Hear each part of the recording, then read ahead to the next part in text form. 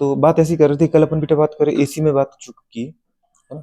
AC के अंदर अपन resistance पढ़ चुके थे ना। रेजिस्टेंस प्योरली अपने पढ़ा था सेपरेटली, फिर अपन ने क्या पढ़ा था, इंडक्टेंस पढ़ा था, फिर अपने कैपेसिटर का सर्किट पढ़ा था। यहाँ जो गुड़े बात करें इंपोर्टेंट है वो है peak value. Peak value I naught की जो वैल्यू आई थी वो आई थी V naught upon R. Important, समझ में आ रहा है। और यहाँ पे जो करंट का बेटा इक्वेशन, क्योंकि जो वोल्टेज का था वो तो सभी के अंदर अपन ये पढ़ा था, V equals to V naught गुड़े बात करें साइन ओमेगा टी या साइन थीटा बोलो।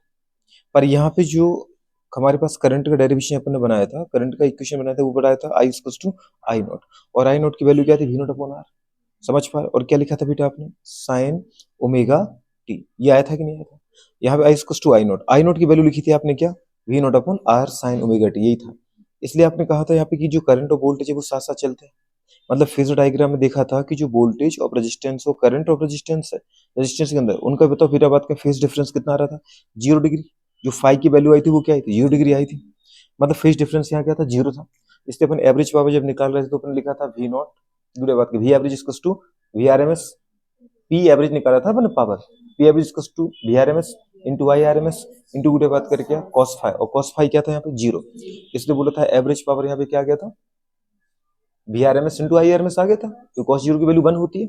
अब अगर अपन यहाँ देखना चाहें किसके लिए, इंडक्टर में, इंडक्टर के अंदर बेटा बात करें आई नॉट, मतलब जिसको अपन बोलते हैं peak value maximum value of current, वो कितना आया था, वी नॉट अपॉन नीचे ओमेगा, सॉरी आर की जगह क्या आ जाएगा एक्सएल, एक्सएल मतलब क्या आ जाएगा तो ओमेगा एल। तो वी नॉट अपॉन बेटा बात कर इसको ओमेगा एल भी बोल सकते थे। लेकिन यहाँ जब बेटा बात करें अपन ने वोल्टेज का इक्वेशन लिखा था एल के अंदर, तो वो यही था V equals to V naught sine omega T. लेकिन जब आप करंट का वैल्यू निकालने के बेटे, तो करंट आया था हमारे पास क्या, जल्दी बोलो, आई इक्वल्स टू आई नॉट आया था गुड़िया साइन, और बेटा बात कर ब्रैकेट में क्या आया था ओमेगा टी प्लस की बेटा माइनस, प्लस की माइनस, माइनस आया था, बहुत बढ़िया। माइनस आया था कि प्लस आया था, देख लो एक बार, माइनस आया था, माइनस पाई बाय टू। क्योंकि आपने कहा था ना कि जो हमारे पास वोल्टेज है तो वो लीड करता है करंट को, और जो बेटा बात कर आपका क्या है, जल्दी बोलो, जो करंट है वो लैग करता है वोल्टेज को। तो ये कंडीशन हमारे पास आई थी। यहाँ आई नोट की जो वैल्यू थी वो थी हमारे पास क्या, V naught upon omega L. तो आप इसको ऐसे भी लिख सकते थे कि I equals to V naught upon omega L sine omega T minus pi by two. और यहाँ पर ने एक चीज देखी थी कि जो वोल्टेज है वो लीड कर रहा था फाइव बाय, जल्दी बोलो, पाई बाय टू से। क्योंकि अपन जब फेज डिफरेंस निकाला तो फेज डिफरेंस क्या लिखा था, मतलब phase of voltage omega T minus phase of बेटा बात करें क्या करंट। कुछ याद है अपन ऐसे फॉर्मूला लिख रहे थे, फेज इक्वल्स टू फेज मतलब angle of beta voltage minus angle of beta बात करें करंट। तो यहाँ अपन ओमेगा टी लिखेंगे, माइनस यहाँ लिखेंगे क्या omega T minus pi by to. तो जो ओमेगा टी वो माइनस हो जाएगा, और जो माइनस है वो प्लस हो जाएगा। तो ओमेगा टी से ओमेगा टी, इसके ओमेगा टी से ओमेगा टी कैंसिल, क्या बचेगा पाई बाय टू। कुछ समझ में आ रहा है। इसका मतलब बेटा बात करें जो हमारे पास पॉजिटिव वैल्यू आई, जब अपने वोल्टेज में से क्या किया, करंट के बेटा बात के फेज डिफरेंस को माइनस किया, तो यहाँ पे टोटल फेज डिफरेंस कितना आया, पाई बाय टू आया था। इसका मतलब जो वोल्टेज है वो लीड कर रहा है किसको, करंट को। ये करंट है तो ये क्या है, वोल्टेज है। और बेटा बात करें वोल्टेज करंट के बीच में जो डिफरेंस है वो कितना आ रहा है, जल्दी बोलो। फाइव की जो वैल्यू आई थी वो आई थी 90 डिग्री, या बेटा बात करें पाई बाय टू रेडियन, क्या आई थी, पाई बाय टू रेडियन। कुछ याद है, ग्राफ बनाया था अपन ने, ठीक है। अच्छा, तीसरा जो बेटा बात करें कैपेसिटर था, कैपेसिटर के लिए करंट की जो वैल्यू है आई नॉट, मतलब पीक वैल्यू ऑफ करंट, वो कितना आया था, वी नॉट अपॉन एक्सी। पर एक्सी की वैल्यू होती 1 upon omega C, omega C ऊपर पहुंच गया था, तो अपने लिखा था वी नॉट ओमेगा सी। कुछ समझ में आ रहा है कि नहीं आ रहा। अच्छा, फिर अगर आपको करंट का इक्वेशन लिखना है तो अपन लिखेंगे I equals to I naught, I naught की जगह क्या लिख सकते हो, I equals to V naught omega C sine बीटा बात करें, और ब्रैकेट के अंदर अपन ने लिखा था क्या, जल्दी बोलो, omega T plus pi by to, क्योंकि यहाँ पे करंट लीड करती है, ठीक है। तो जो आई था हमारे पास फॉर्मूला वो था I equals to I naught sine, bracket के अंदर क्या था बेटा बात करें, omega T plus pi by two. ये कुछ समझ में आ रहा है कि नहीं आ रहा। तो ये हमारे पास कंडीशन थी, ठीक है। अब अगर देखना चाहे यहाँ पे, तो अब फिर से वही फेज डिफरेंस निकालो, तो angle of voltage minus angle of बेटा बात करें करंट, ओमेगा टी से ओमेगा टी कैंसिल हो जाएगा, क्या बचेगा, प्लस पाई बाय टू। अरे बचेगा नहीं बचेगा, कि नहीं बचेगा, नहीं बचेगा। वो भी कैसा बचेगा, माइनस आएगा, क्योंकि माइनस लगा ना बेटा, तो माइनस पाई बाय टू मतलब अपने वोल्टेज माइनस करंट किया। अगर अपन करंट माइनस वोल्टेज कर तो प्लस में आ जाता। अरे आता कि नहीं आता। तो इसका मतलब है कि यहाँ पे करंट लीड कर रही है और वोल्टेज क्या है, लैग कर रहा है। मतलब वोल्टेज पीछे है और करंट आगे है, किससे, बिल्कुल 5 टू 90 डिग्री से। मतलब ये बात अपन कर पा रहे हैं तो समझ में आ रहा होगा इसका मतलब टोटल, नहीं आ रहा क्या। अच्छा, अब मुझे बात करनी है बेटा किसकी, आर एल सर्किट की। जो नेक्स्ट हमारे पास है वो कौन सा बताओ बेटा, बात करें आर एल सर्किट है। आर की बात कर चुके थे, एल की बात कर चुके थे, सी की बात कर चुके थे, ग्राफ देखा था यहाँ पर। अच्छा, फिर आपने क्या देखा था यहाँ पे गुड़िया, आपने जो इम्पीडेंस है मतलब नेट रेजिस्टेंस है ना, चाहे वो आर का हो चाहे एल का चाहे सी का, और फ्रीक्वेंसी के बीच में ग्राफ देखा था। आपने ये कहा था कि जो रेजिस्टेंस है वो फ्रीक्वेंसी पे डिपेंड करता नहीं है, तो वो बेटा बात करें डीसी जिसकी फ्रीक्वेंसी 0 है और एसी जिसकी फ्रीक्वेंसी 50 है, उस दोनों का सिमिलरली अपोज करता है। तो वहां पे जो आपने ग्राफ बनाया था, अगर आर के अंदर किस किस के बीच में इम्पीडेंस वर्सेस बेटा बात करें फ्रीक्वेंसी, तो ग्राफ बेटा बात करें नॉन डिपेंडेंट आया था। तो समझ में आया था, क्वेश्चन लाइन आई थी। यहाँ ये आपने जेड लिखा, जेड यहाँ पर क्या है रियल में, इम्पीडेंस है, रेजिस्टेंस ही है, ठीक। और यहाँ क्या लिखा था, फ्रीक्वेंसी। फ्रीक्वेंसी 0 है तब भी उतनी रेजिस्टेंस होना चाहे डीसी हो, और फ्रीक्वेंसी बजा के बेटा बात कर 50 कर दो, एसी करो, तब भी उतना ही रेजिस्टेंस है इसका, तब भी उतना ही अपोज है। कुछ समझ पा रहे? लेकिन अगर एल में देखा था आपने जेड और फ्रीक्वेंसी के बीच में, तो ग्राफ कैसे आया था, कुछ याद आ रहा है? हाँ, ओमेगा बराबर, देखो अगर अपन देखें कि यहाँ पर हमारे पास जो रेजिस्टेंस होता है, जैसे इम्पीडेंस मतलब रियल में क्या इम्पीडेंस है यहाँ पे, एक्सएल, समझ में आ रहे दोस्त, और यहाँ पे क्या था फ्रीक्वेंसी। तो बताओ एक्सएल बराबर क्या है, आपने बोला जेड, और एक्सएल बराबर होता है क्या बेटा बात को, ओमेगा एल, ओमेगा बराबर 2 पाई एफ एल। समझ पा रहे? मतलब यहाँ पे जो जेड है, जेड की डायरेक्ट प्रोपोर्शनल टू क्या आ रहा है, impedance direct proportional to frequency आ रही है। जिसकी फ्रीक्वेंसी ज्यादा उसका रेजिस्टेंस ज्यादा आएगा। कैसे आएगा बेटा, ओमेगा बराबर 2 पाई एफ एल है ना, तो जो ओमेगा एल है वही तो हमारे पास एक्सएल है, और एक्सएल वही तो जेड है, तो Z direct proportional to F आ गया। समझ पा रहे? यहाँ पर है क्या, जेड मतलब इम्पीडेंस डायरेक्ट प्रोपोर्शनल टू क्या है, फ्रीक्वेंसी। समझ पा रहे हैं? तो इसका मतलब क्या है, स्ट्रेट लाइन आना है, क्या ना स्ट्रेट लाइन, ये बनेगा ग्राफ। और यहाँ बेटा बात करें, यहाँ बनेगा क्या, सी के बीच में, जल्दी बोलो, हाइपरबोला की पैराबोला, हाइपरबोला बनेगा ना, क्योंकि उल्टा रिलेशन है। समझ पा रहे हो? क्योंकि यहाँ पर क्या आएगा, एक्सएल बराबर 1/ओमेगा सी, और एक्सएल को बोलते हैं अपन जेड, जेड है ना इम्पीडेंस यहाँ पर, क्योंकि अकेला आपके पास बेटा बात करें कैपेसिटर है। तो एक्सएल मतलब जेड, जेड बराबर 1/ओमेगा सी, 1/ओमेगा सी मतलब 1/2 पाई एफ सी, 2 पाई और सी कांस्टेंट है, मतलब बेटा आगे जेड इनवर्सली प्रोपोर्शनल टू कितना आ गया, 1/एफ आ गया। तो एफ बढ़ाओगे तो ओमेगा मतलब जेड क्या होगा, कम होगा। अगर आप है फ्रीक्वेंसी बढ़ाओगे तो जो जेड है इंपीडेंस कम होगा, अगर आप जेड कम करोगे बेटा बात करें तो बताओ फ्रीक्वेंसी बढ़ेगी, फ्रीक्वेंसी बढ़ेगी तो जेड कम, और फ्रीक्वेंसी कम तो जेड ज्यादा। कुछ समझ में आ रहा है कि नहीं आ रहा है? पक्का? तो इसका मतलब यहाँ पे कैसा आएगा, पैराबोला आएगा, क्योंकि यहाँ पर फ्रीक्वेंसी इनवर्सली प्रोपोर्शनल है किसकी बेटा बात करें, इंपीडेंस की। आया समझ में कि नहीं आया बेटू?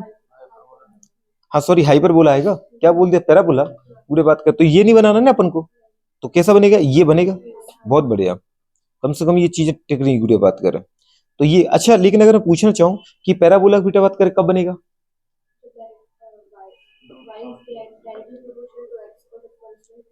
जब y डायरेक्शनल टू क्या आ रहा है, x का स्क्वायर आ रहा है, x का क्यूब आ रहा है, x की पावर 4 आ रहा है, मतलब एक तरफ पावर ज्यादा एक तरफ पावर कम। अपन इक्वेशन देखा था पैराबोला का, ऐसा देखा था y इक्वल्स टू बेटा बात करें के एक्स स्क्वायर, के तो कांस्टेंट है, मतलब y directional to X square. अब इंपोर्टेंट है एक्स स्क्वायर नहीं, एक्स क्यूब भी हो सकता है, एक्स की पावर 4 भी हो सकता है, मतलब एक तरफ पावर छोटी चाहिए एक तरफ पावर, और डायरेक्ट प्रोपोर्शनल का रिलेशन चाहिए, डायरेक्ट प्रोपोर्शनल का, लेकिन दोनों तरफ जो पावर है वो क्या होनी चाहिए, डिफरेंट होनी चाहिए। कुछ समझ में आ रहा है कि नहीं दोस्त?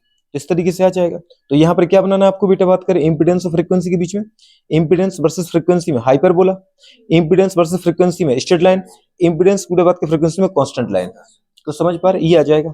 अब जो अपने पास नेक्स्ट है वो आना बेटा बात करें क्या, जल्दी बोलो। आरएल सर्किट है, पढ़ाया था पहले वीडियो बात करके, आरसी पढ़ाया था, आरएल सर्किट था। देखो आरएल सर्किट, तो आरएल सर्किट है, फिर से वही स्टार्ट करते हैं अपन। अपन आरएल अगर सर्किट देखना चाहे, है ना, क्या देखना चाह रहे हैं अपन, आरएल सर्किट। तो आरएल सर्किट में क्या आ जाएगा, पहले तो अपन को चाहिए बेटा बात करें, सबसे पहले फिगर चाहिए। तो फिगर में आप ले लो इसको, किसको, आर को उठा लो, आर मतलब रेजिस्टेंस, और बेटा बात एल मतलब इंडक्टेंस, बिल्कुल। और हमारे पास है क्या बेटा, सीरीज कॉम्बिनेशन है, क्या है, सीरीज कॉम्बिनेशन। इसको कनेक्ट कर दो, देखते जाना यहाँ पर अपन क्या स्टेप बाय स्टेप कर रहे हैं। कनेक्ट कर दो बेटा एसी सोर्स से, मतलब यहाँ पर क्या आएगा, एसी का वोल्टेज, वोल्टेज आ जाएगा ना, वी इक्वल्स टू बेटा बात करें क्या, V naught sine omega T, ठीक है। और इसको बेटा बात करें कनेक्ट कर दो किसके साथ, जल्दी बोलो, एल के साथ। तो ये आर है, ये एल है, ठीक है। जितनी करंट जा रही है उतनी करंट वापस आ रही होगी, ठीक है। ये कंडीशन आ गई, माना फ्रीक्वेंसी क्या है, एफ रही होगी फ्रीक्वेंसी। तो ये मेरे पास सबसे पहले बन गया फिगर। अब यहाँ पे आपको दो चीजों को देखना है कि जब केवल रेजिस्टेंस हुआ करता था, पूरी बात कर, ये फिगर समझ में आ गया कि नहीं आया। अगर बेटा ये हाई पोटेंशियल है, देखो दिख रहा है प्लस हाफ साइकिल, और ये minus half cycle low potential है, करंट जा रहा है तो करंट वापस आ भी रहा है। और आपको पता है बैटरी के रूल अपने होते हैं, जितना करंट देना उतनी करंट वापस भी चाहिए। तभी गुड़े बात में करंट दे पाएगी बैटरी। अगर बैटरी को पता चलेगी यहाँ की करंट जा रहा वापस नहीं आ पाएगा तो बैटरी करंट देगी नहीं, सप्लाई नहीं करेगी। तो समझ पा रहे हो? तो यहाँ पे अगर अपन देखें फेज डायग्राम के अंदर जब रेजिस्टेंस था तो रेजिस्टेंस के अंदर बेटा बात कर पता है वोल्टेज और करंट के बीच में, वोल्टेज और रेजिस्टेंस, करंट और बेटा बात कर रेजिस्टेंस के बीच में जो तो फेज डिफरेंस था वो क्या था, जीरो था, मतलब वो सिमिलर फेज में थे। और यहाँ अपने पढ़ा था बेटा बात कर इंडक्टर के अंदर जो हमारे पास क्या है VL और ये क्या है बताओ बेटा बात कर IL है ना, करंट और बेटा इंडक्टेंस और बेटा बात कर वोल्टेज ऑफ इंडक्टेंस के बीच में जो हमारे पास एंगल था फेज डिफरेंस क्या था, वो था बिल्कुल फाइव की वैल्यू थी π/2 रेडियन या बोल सकते हैं 90 डिग्री। तो समझ में आ रहा है? अब अगर मैं ये पूछना चाहूं कि यहाँ बेटा बात कर रिजल्टेंट वोल्टेज और करंट के बीच में क्या रिलेशन आएगा, रिजल्टेंट वोल्टेज और करंट के बीच में क्या रिलेशन आएगा। दूसरा मुझे रेजिस्टेंस भी चाहिए, रेजिस्टेंस और बेटा बात कर पता है जो रिजल्टेंट रेजिस्टेंस आएगा और करंट के बीच में क्या रिलेशन आएगा वो मुझे चाहिए। तो आपको पता है कि करंट दोनों ही फिगर में देखो मैडम, रेजिस्टेंस में देखो तब भी करंट कहां जा रही है, एक्स डायरेक्शन में, ये IR की करंट है। और सीरीज में है तो जो करंट किसके अंदर, रेजिस्टेंस के अंदर है, वही करंट किसके अंदर, इंडक्टेंस के अंदर है। तो चाहे तो उसको आप IR बोलो, चाहे तो उसको बेटा बात कर आप IL बोलो, क्योंकि इंडक्टर के अंदर भी तो उतनी करंट जा रही है। सीरीज में करंट क्या होती है, सिमिलर होती है। सीरीज में केवल वोल्टेज बढ़ता है बेटा, ठीक है। तो आई चाहे इसको बोल सकते हो अपन आई, या तो IR बोलो या तो IL बोलो या तो आई बोल सकते हो उसको। अब मुझे एक चीज और चाहिए, अब यहाँ पर आपके वोल्टेज कितने हैं, दो वोल्टेज हैं। एक तो बेटा बात कर रेजिस्टेंस का वोल्टेज जो VR है और एक बेटा बात कंडक्टर का वोल्टेज जो कौन है बताओ बेटा बात करें, वो हमारे पास VL है। आए समझ पा रहे? मतलब दो अगर आपके पास वोल्टेज हैं तो इसका मतलब आपको इनका एक रिजल्टेंट वोल्टेज निकालना पड़ेगा। तो रिजल्टेंट वोल्टेज कैसे आएगा, यहाँ पर रेजिस्टेंस के वोल्टेज और इंडक्टेंस के वोल्टेज के बीच में 90 डिग्री का एंगल आ रहा है, समझ पा रहे बेटा। तो इसका मतलब इनका रिजल्टेंट कहीं गुड़े बात के बीच में आएगा, इनका रिजल्टेंट कहाँ आएगा, कहीं बीच में आएगा। और ये बेटा बात करें माना कि हमारे पास V आ गया, रिजल्टेंट वोल्टेज कितना है, V है। अच्छा V को कैसे निकालोगे, आपको अच्छे से पता होता है कि जब बेटा बात करें दो वोल्टेज किसी एंगल पर होते हैं तो उनका रिजल्टेंट आपको अच्छे से पता है कि उनका जो रिजल्टेंट आएगा वो बेटा बात कर किस फॉर्मूले से निकालेंगे अपन, याद है, V = √VR² + VL² + 2VR VL का 2VR VL बेटा बात करें cos φ। अब यहाँ पे φ कितना है 90 डिग्री, तो cos 90 की वैल्यू 0, तो 0 × 2VR × VL कितना आ गया 0, मतलब बचा केवल क्या V = √VR² + VL²। कुछ समझ में आ रहा है आपको, गुड़े ऐसे करना है। इसके लिए बेटा बात करें इसका फाइनल डायग्राम बनाऊं तो वोल्टेज का ये कौन सा वोल्टेज है मैडम, रेजिस्टेंस का वोल्टेज है। ये किसका वोल्टेज है बेटा बात करें, रिजल्टेंट वोल्टेज है जिसको आपने भी कहा। रिजल्टेंट वोल्टेज बेटा बात करें रेजिस्टेंस वोल्टेज के साथ कितने एंगल पे, माना थीटा पर है, कितने पर बेटा बात करें, थीटा पर, ठीक है। तो एक्स एक्सिस में रेजिस्टेंस का वोल्टेज बेटा बात करें, ये आपका रिजल्टेंट वोल्टेज भी आ गया। और वाई एक्सिस पर क्या है, जल्दी बोलो, इंडक्टेंस का वोल्टेज। अगर इसको अपन बेटा इस तरीके से यहाँ लिख दूं तो एक ट्रायंगल बन गया, क्या बन गया बेटा, ट्रायंगल बन गया VL। ये बात समझ में आ रहा है कि नहीं आ रहा? तो यहाँ पर V की जो वैल्यू आएगी वो क्या आएगी, V की जो वैल्यू आएगी वो आएगी V = जल्दी बोलो √VR² प्लस बेटा बात करें क्या VL का होल स्क्वायर। ये आपका बेटा बात कर रिजल्टेंट वोल्टेज आ गया। ये क्या आ गया, कुछ समझ में आ रहा है कि नहीं आ रहा? बिल्कुल भी नहीं आया, आया कि नहीं आया, कैसे निकालना है। अगर हमारे पास बेटा दो वोल्टेज दे रखे तो दो वोल्टेज से मुझे रिजल्टेंट वोल्टेज निकालना है तो अपन क्या लगाते हैं, वेक्टर सोल्व लगा देते हैं। तो उसके अकॉर्डिंग क्या आ जाएगा बताओ बेटा बात कर, अगर किसी एंगल पर रिजल्टेंट बेटा बात में वोल्टेज आ रहा है किसके साथ, एक्स वाले कंपोनेंट के साथ। एक्स पे कंपोनेंट किसका है, रेजिस्टेंस का वोल्टेज है। तो आपने क्या बनाया, ट्रायंगल बना लिया, एक्स एक्सिस पर voltage of resistance, Y axis पर वोल्टेज ऑफ इंडक्टेंस, और बेटा बात करें इसके साथ एक्स के साथ जो रिजल्टेंट आया वो क्या आया, V आया। तो जो V की वैल्यू आएगी वो क्या आएगी, VR का स्क्वायर प्लस VL का स्क्वायर का अंडर रूट आ गया।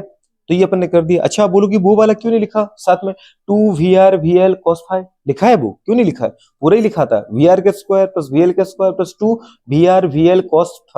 पर गुड़े बात करें L और R के बीच में जो रेजिस्टेंस और इंडक्टेंस के वोल्टेज के बीच में एंगल कितना है टोटल 90, तो cos 90 कितना होता है 0, तो 0 × बेटा बात करें 2VR VL हो जाएगा 0, इसलिए वो हटा दिया। कुछ समझ में आ रहा है कि नहीं आ रहा?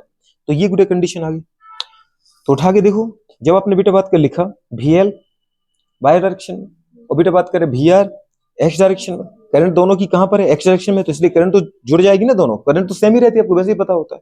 इसलिए करंट को ना मैंने लिखा है VL ना लिखा है VR, उसको अपन सीधा ना लिखा है IR ना लिखा IL, सीधा आई बोल दिया। क्या बोल दिया वो मैंने यहाँ भी बता दिया आपको। अच्छा फिर बेटा बात किनको अपने अलग से लिखा, जब अपने रिजल्टेंट निकाला इस जो वाई वाले कंपोनेंट को अपने यहाँ रख दिया तो ट्रायंगल बन गया।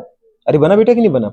तो ये हमारे पास V आ गया, ये गुड़े बात का VR आ गया, ये क्या है VL आ गया, और तो जो V आया वो कितना आ गया, √VL² प्लस VR का होल स्क्वायर। ये आ गया कि नहीं आ गया? First component. अच्छा, रेजिस्टेंस की टर्म में चाहिए तो इसी को रेजिस्टेंस बना दो। जैसे आपने कहा रेजिस्टेंस हमारे पास चाहिए मुझे, तो जब वोल्टेज होता है रेजिस्टेंस का तो बताओ V बराबर क्या आएगा, I into R. I into R. Current आपकी कितनी है, अगर मुझे इसको रेजिस्टेंस की टर्म में लिखना तो जो वोल्टेज है, अब वोल्टेज बराबर क्या होता है, करंट इंटू रेजिस्टेंस। तो रेजिस्टेंस के रजिस्टर का रेजिस्टेंस पूरा आर होता है, करंट उसकी आई है, तो जो रजिस्टर का वोल्टेज है उसको अपन क्या वी आर की जगह आई आर लिख सकते हैं। तो ये आ गया क्या, आई इंटू आर। अच्छा मैडम, आपने बोले बेटा बात करें ये किसका था, ये था बेटा बात करें हमारे पास, जल्दी बोलो, वाई डायरेक्शन में किसका वोल्टेज था, ये था इंडक्टर का। तो इंडक्टर के वोल्टेज को करंट होगा बेटा बात को उसके रेजिस्टेंस के टर्म में लिखें तो क्या लिख सकते हैं, करंट तो उसमें भी आई थी, आई इंटू बेटा बात कर उसका रेजिस्टेंस क्या होता है, एक्सएल। तो समझ में आ रहा है, ये बेटा बात का रिजल्टेंट वोल्टेज था। रिजल्टेंट वोल्टेज था कि नहीं था, तो रिजल्टेंट वोल्टेज था बेटा बात का, रिजल्टेंट वोल्टेज की वैल्यू क्या है, करंट। करंट तो दोनों में सिमिलर ही थी, और साथ में बेटा बात करें क्या आ जाएगा उसका नेट बेटा बात का रेजिस्टेंस। नेट रेजिस्टेंस को अपन बोलते जेड इंपीडेंस। अब इंपीडेंस मुझे चाहिए, क्या चाहिए बेटा बात करें, इंपीडेंस चाहिए, तो इंपीडेंस निकालो, करंट तो सिमिलर ही है ना, तो इंपीडेंस मतलब जेड कितना आ जाएगा, जेड की फिर वही वैल्यू आएगी।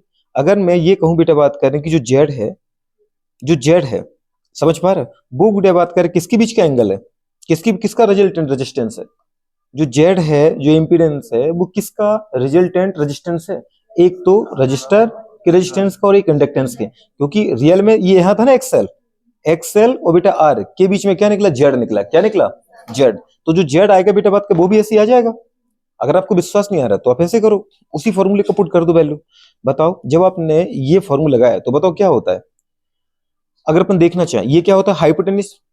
अगर स्मॉल एंगल ले रहे हैं, ये क्या है परपेंडिकुलर, ये क्या है बेस, तो हाइपोटेन्यूज का स्क्वायर इक्वल्स टू क्या आ जाएगा, परपेंडिकुलर स्क्वायर प्लस बेस का स्क्वायर। अरे आ जाएगा, तो अपन यहां से लिख देते जैसे v का स्क्वायर इक्वल्स टू क्या आ जाएगा, जल्दी बोलो, v l का स्क्वायर प्लस बेटा बात कर किसका, वी आर का स्क्वायर। अब बताओ v बराबर क्या था मैडम, i इंटू जेड था कि नहीं, i इंटू जेड का स्क्वायर बराबर, जल्दी बोलो वी एल क्या था, i इंटू एक्स एल का स्क्वायर प्लस बेटा बात का वी आर क्या था, i इंटू आर का स्क्वायर। कुछ समझ में आया, आई आई को कॉमन निकाल लो तो इसके आई से आई कट जाएगा, आई कट जाएगा कि नहीं कटेगा, तो बुरे बात का आई से आई कट गया तो बचा यहाँ पर क्या बताओ, Z square equals to X L का स्क्वायर प्लस बेटा बात कर आर का स्क्वायर। तो अगर अपन जेड यहाँ निकालने जाए तो जेड कितना आ जाएगा, अंडर रूट एक्स एल का स्क्वायर प्लस बेटा बात कर क्या आ जाएगा, आर का स्क्वायर। वही वाला फॉर्मूला है जो बेटा बात कर किसका निकाला था आपने, वोल्टेज का निकाला था। भी resultant voltage, Z resultant impedance मतलब रिजल्टेंट रेजिस्टेंस। जिसको तुम इंपीडेंस कह रहे हैं वो रियल में रिजल्टेंट रेजिस्टेंस है, जो किसका है, रजिस्टर की रेजिस्टेंस और बेटा बात का इंडक्टर की रेजिस्टेंस का रिजल्टेंट है जेड। जहां आप बेटा बात का रेजिस्टेंस का या रजिस्टर का वोल्टेज ले रहे थे वहां पर रजिस्टर का बेटा बात का रेजिस्टेंस उठा लो, और जहां बेटा बात का आप इंडक्टर का वोल्टेज उठाए थे वहीं पर आप इंडक्टर का क्या उठा लो, रेजिस्टेंस उठा लो। तो वही तो आ गया हमारे पास जेड इक्वल्स टू एक्सएल का स्क्वायर प्लस बेटा बात करके इसका आर का स्क्वायर। जेड की जगह अपन यहाँ पे क्या कह रहे थे भी, तो v इक्वल्स टू आया था अंडर रूट बेटा बात करें क्या, वी आर का स्क्वायर प्लस वी एल का स्क्वायर या वी एल का स्क्वायर प्लस, आया समझ में, जो दीदी यहाँ पे कहानी थी वही बेटा बात कर यहाँ पे, तो वो रेजिस्टेंस का बात करें अपन ये फॉर्मूला लिखा, जेड इक्वल्स टू देखो आर का स्क्वायर प्लस किसका एक्सएल का स्क्वायर। अब एक्सएल क्या होता है, ओमेगा एल क्या होता है, 2 पाई एफ एल होता है कि नहीं होता है, तो उसको अपन लिख सकते हैं। ये आपने बनाया किसका, जेड आर और एक्सएल के बीच का ग्राफ, जो बुरे बात का ग्राफ ये है, ऐसा ग्राफ ये था ना रिजल्टेंट का, माना बेटा बात का एंगल कितना है, थीटा, तो यहां भी हमारे पास एंगल कितना आ जाएगा, थीटा।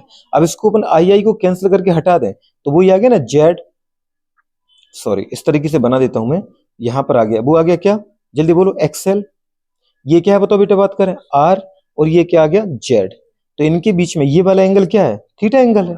तो समझ में आ रहा है कि नहीं आ रहा, इस तरीके से हमारे पास बेटा बात करिए वेक्टर लॉ हो गया। तो ये दो आपको फॉर्मूले याद हो गए। अब मुझे अगर बेटा बात के यहाँ पे फेज डिफरेंस चाहिए, क्या चाहिए जल्दी बोलो बेटा बात के, फेज डिफरेंस। तो फेज डिफरेंस बेटा बात कर कितना आ जाएगा, जैसे यहाँ थीटा बोला मैंने, यहाँ पर आपको क्या बताया था फाई, अब फाई इक्वल्स टू बताओ बेटा क्या आ जाएगा। अगर अपन यहाँ देखना चाहें तो ये एंगल है, एंगल कौन सा चाहिए अपन को, रियल में जो आपने बेटा बात करे इस किसके अंदर डेरिवेशन में, ये इस बेटा बात कर सर्किट के अंदर आपने दो एलिमेंट उठाए थे, एक उठाया था रजिस्टर, एक उठाया था इंडक्टर, एक उठाया था और एक क्या उठाया था इंडक्टर। तो इनके बीच का ही अपन को क्या चाहिए, एंगल चाहिए, फेज डिफरेंस चाहिए। तो बताओ बेटा बात करें फेज डिफरेंस क्या आएगा, अगर आप चाह रहे हैं कि मुझे वोल्टेज की टर्म में चाहिए तो बताओ मैडम, एक तो इंडक्टर का वोल्टेज और एक बेटा बात कर रजिस्टर का वोल्टेज, ये दोनों मेरी बेटा बात कर पता है फाई के टर्म में आ जाए तो इसके लिए मैं कौन सा एंगल उठाऊंगा? अगर आप ये देख रहे हैं एंगल स्मॉलेस्ट एंगल, अगर इस एंगल स्पेक्ट में देखो तो ये इसका क्या है परपेंडिकुलर, ये क्या इसका बेस, परपेंडिकुलर बाय बेस किस में आ रहा है 10 में, मतलब मुझे tan थीटा लेना पड़ेगा, tan फाई लेना पड़ेगा। तो tan फाई बराबर क्या आएगा VL अपॉन VR, वही आप यहां से उठा सकते हो। tan फाई बराबर क्या आएगा XL अपॉन R। तो समझ में आ रहा है? मुझे क्या चाहिए फेज डिफरेंस चाहिए। अब आप बेटा वैसा नहीं कर सकते जैसा वहां कर रहे थे, क्योंकि वहां पूरे 90 डिग्री का डिफरेंस था। चाहे आप किसके बारे में बात कर रहे हैं, इंडक्टर के बारे में, वहां पर हमको पता था कि वोल्टेज लीड कर रहा है करंट को, चाहे कैपेसिटर के बारे में करंट लीड कर रहा था वोल्टेज को, समझ पाओ, चाहे रजिस्टर के बारे में करंट और वोल्टेज साथ साथ थे। तो यहाँ थोड़ा सा उसका क्या हो जाएगा, उल्टा होगा। मैंने कहा टेन फाइव या टेन थीटा, फाइव के टर्म में चले अपन टेन फाइव, या चाहो तो टेन थीटा बोल सकते हो। टेन फाइव टू क्या आ जाएगा इसके टर्म में अगर अपन देखें तो ये आ जाएगा क्या VL अपॉन पूरे बात करें क्या VR, और वही बेटा टेन फाइव क्या है बताओ XL अपॉन R आ जाएगा नहीं आ जाएगा। तो फाइव टू क्या आ जाएगा, फाइव टू आ जाएगा, टेन को इधर ले जाओ तो ये आएगा टेन इनवर्स, क्या आ जाएगा जल्दी बोलो, टेन इनवर्स बेटा बात करें VL अपॉन VR इंटू बूढ़े बात के बराबर, चाहे रेजिस्टेंस के टर्म में बोलो तो भी बेटा बात का वही आएगा टेन इनवर्स, फाइव अकेला बचा रहा है यहाँ पे, टेन इनवर्स XL अपॉन बेटा बात कर R। आया समझ में कि नहीं आया? तो ये बेटा बात कर आपका किसका है, फेज डिफरेंस का बूढ़े बात कर हमारे, हाँ फेज डिफरेंस है किन किन के बीच का, इंडक्टर और रेजिस्टेंस के बीच का। तो इंडक्टर रेजिस्टेंस के बीच में बेटा बात करें जो हमारे पास जो फेज डिफरेंस है वो फाइव है, वो फाइव की वैल्यू है tan inverse VL upon VR, या फिर बेटा बात करें XL अपॉन R, या तो वोल्टेज की टर्म में लिख लो गुड़िया, या तो बेटा बात करें रेजिस्टेंस की टर्म में लिख लो। अब मैं अगर आपसे पूछूं जो यहाँ फेज डिफरेंस है उसकी वैल्यू क्या है बताओ, 0 डिग्री, 90 डिग्री, 180 डिग्री, क्या आई? निकल तो गई, कहाँ निकालनी पड़ेगी, देखो ना आप, आपने कहा ये था बेटा बात करें किसका, जल्दी बोलो, वोल्टेज ऑफ इंडक्टर, आपने कहा ये था वोल्टेज ऑफ रजिस्टर, और ये बेटा बात कराया था आपका रिजल्टेंट, आपने ये तो निकाला था रिजल्टेंट, नहीं निकाला इसको भी बोला था। यहां से इनके बीच का बेटा एंगल कितना था बताओ बेटा बात करें, VR और VL के बीच का था वो था गुडे 90, लेकिन ये रिजल्टेंट का एंगल क्या है इसके साथ, तो उसको अपने 5 बोला, 45 तो नहीं बोल सकता मैं गुडे बात का, पर जो भी होगा ठीक है। तो इतना मुझे पता है कि बेटा जीरो से तो ज्यादा है ये, क्योंकि मुझे किसके बीच का चाहिए, जब VL और आपने VR को सॉल्व किया तब तो V आए ना, मतलब VL और VR तो खत्म। तो अब रिजल्टेंट वोल्टेज का करंट के साथ रिलेशन देखो, करंट कहाँ होता है, करंट तो बेटा बात कर रेजिस्टेंस का भी देखो तब भी बेटा बात का एक्स पर है, और करंट बेटा बात का इंडक्टर का देखो तब भी वो एक्स पर है, क्योंकि रेजिस्टेंस के केस में जो बेटा बात का रेजिस्टेंस का वोल्टेज और करंट है वो एक ही बेटा बात का पता है एक्सेस पर आ रहे थे, मतलब वहां फेज डिफरेंस जीरो था। और जब आप वोल्टेज में देख रहे थे तो वोल्टेज का करंट यही आया था, और वोल्टेज का सॉरी इंडक्टर का करंट यही आया था, और इंडक्टर का वोल्टेज ये आया था, वहां पे करंट और वोल्टेज में 90 डिग्री का डिफरेंस था, करंट तो यही है कि नहीं है। फिर मैंने VR और VL को सॉल्व कर लिया तो उनका रिजल्ट क्या निकाला, अपने V निकाला, निकाला कि नहीं निकाला। अब बीटा बात का मतलब VR और VL खत्म हुए तभी तो V लिख पाए, तो इसका मतलब जो तुम्हारा नेट बीटा बात का डायग्राम बना, फेज डायग्राम, वो ये बना ना कि जो हमारे पास रिजल्टेंट वोल्टेज है, रिजल्टेंट वोल्टेज है, और बेटा बात करें करंट है, इनके बीच का एंगल कितना आ गया, इनके बीच का एंगल बेटा बात कर 5 आ गया। अब ये नहीं मुझे पता है कि 90 तो नहीं रहा ना, 90 से तो कम हो गया। इंडक्टर में गुड़े बात कर उसके वोल्टेज करंट के बीच में 90 डिग्री था, रजिस्टर के गुड़े बात करें वोल्टेज और रजिस्टर करंट के बीच में 0 डिग्री था, लेकिन जो रिजल्टेंट आया बेटा बात करें ये जो भी है ये किसका है, ये है बेटा बात करें RL सर्किट का वोल्टेज, रिजल्टेंट वोल्टेज। तो रिजल्टेंट वोल्टेज और करंट के बीच का एंगल क्या, करंट तो अभी भी एक्स पर ही है, करंट को तो हमने सॉल्व किया नहीं है, तो करंट और रिजल्टेंट वोल्टेज के बीच में बेटा बात करें एंगल कितना आया, 5 आया। अब वो 5 क्या आपको 0 डिग्री दिख रहा है, नहीं 0 से ज्यादा दिख रहा है, ऐसा नहीं लग रहा है कि जब जैसे बेटा बात का जो रजिस्टर का वोल्टेज था वो कुछ बढ़ चुका है, और ऐसा नहीं लग रहा है जैसे बेटा बात का इंडक्टर का कुछ वोल्टेज कम हो चुका है, समझ में आ रहा है। तो जो 90 था वो 90 से कम हो चुका है, और अगर बेटा रजिस्टर की टर्म में देखें तो रेजिस्टेंस का वोल्टेज 0 से कुछ बढ़ चुका है, तो इसका मतलब जो यहाँ पर 5 आया वो क्या है, वो मोर देन तो है 0 और लेस देन है बेटा बात कर 90 डिग्री। कुछ समझ में आ रहा है कि नहीं आ रहा है, ये है आपका बेटा बात कर फेज डिफरेंस, क्या है। तो फेज डिफरेंस की वैल्यू जो आएगी वो आएगी क्या, मोर देन 0, क्योंकि जो हाँ बिल्कुल रजिस्टर का वोल्टेज था उससे वो ज्यादा आ गया रिजल्टेंट वोल्टेज, और इंडक्टर के वोल्टेज से बेटा कुछ कम आ गया, तो ना तो रहा वो 90 और ना रहा वो 0, 0 से ज्यादा और 90 से कम, तो ये बेटा बात का फेज डिफरेंस आया समझ में।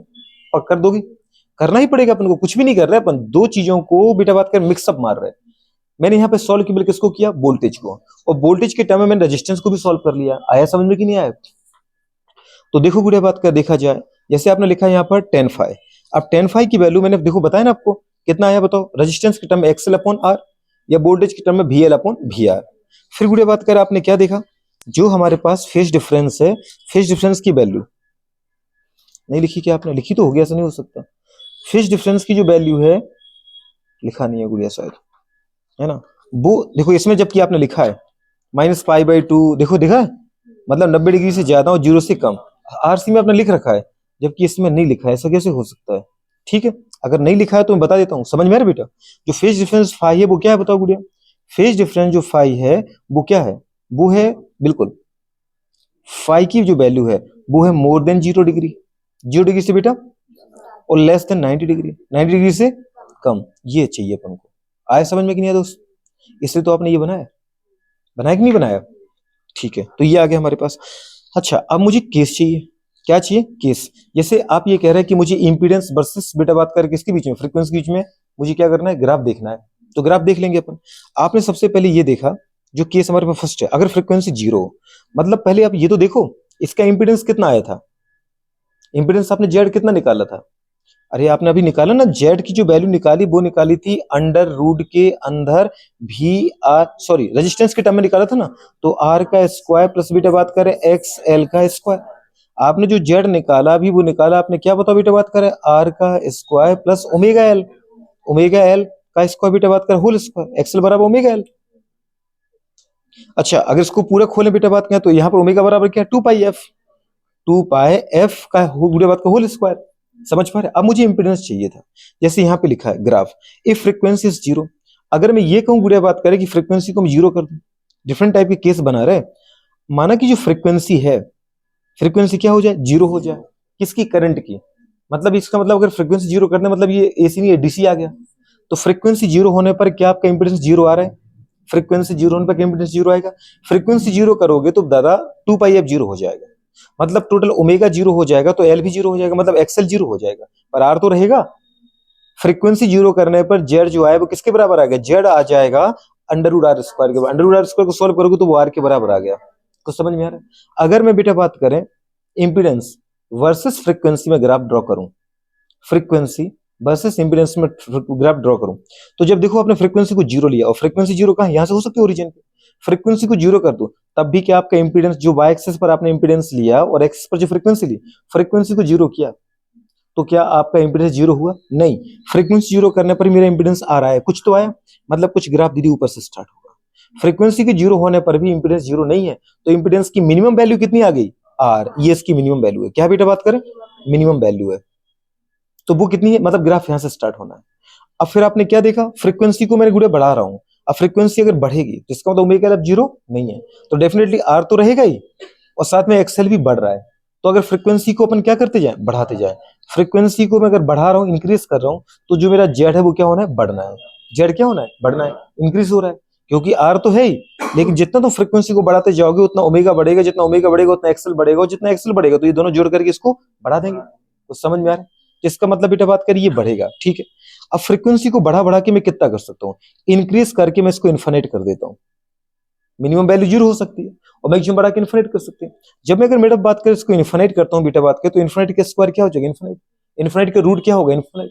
अच्छा, दूसरी कंडीशन, इन्फिनिट के सामने बेटा आर कितना है, आर कुछ भी क्यों ना हो, लाख 2 लाख हो 3 लाख हो कुछ भी क्यों ना हो, पर इन्फिनिट के साथ में कुछ जोड़ोगे तो वो 0 इन्फिनिटी रहना है।